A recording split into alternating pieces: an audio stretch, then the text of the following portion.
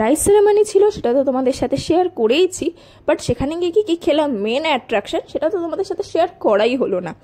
ছিল ভাত, শুক্তো, ঝুরি আলু ভাজা। শুক্তোটা আমি নিইনি, আর ডাল ডাল দিয়ে লেবুটা চেপে খেতে বেশ ভালো লাগে, এটা আমি অনেক কাউকে দেখেছি তাই আমি ট্রাই করলাম।